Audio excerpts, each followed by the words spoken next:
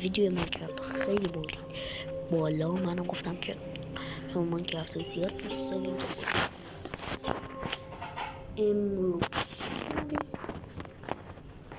بریم توی روستا رو به آقا برنم چکار کنم. عکس خمینی عکس ترامپ میکشم با هر لایک یه دونه TNT بهش میذارم. قبول؟ عکس پرچم اسلام میکشم. اوکی؟ بریم که این کار انجام میدیم. اولین کاری که باید بکنیم این باجه میلاد بود که تو باید قبل درست کرده بود. الان چی میخوای؟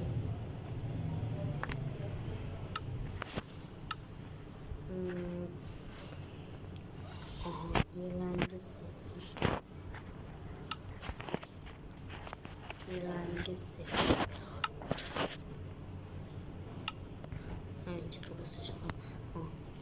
این رنگ سفید، این رنگ آبی.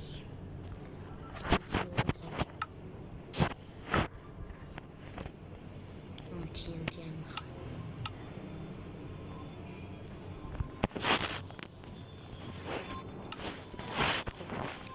بی اضافه هر کدوم لایک که یه دونه TNT میزنم. هر سابسکرایبر 3 TNT و هر کامنت 2 TNT میزنم. برو بریم اول بغل کارو که اشنه.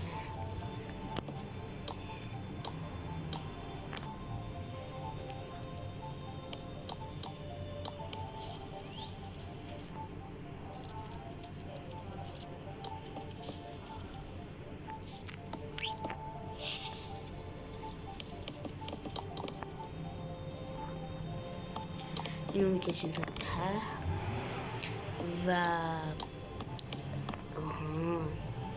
اینا هستش براتون یه پرچم سلایی میکشم بگیش کنیم. فقط به اضافه گفتم دیگه. الان شما چیکار کنید؟ تو من اینجا رو درست میکنم. برید سریع یه کار کنید. یه کاری به خاطر داداشتون کنید. فقط یه کار، برید لایک کامنت و سابسکرایب کنید که کلی TNT بزنید. هر نفرتون میتونه 7 TNT اضافه کنه.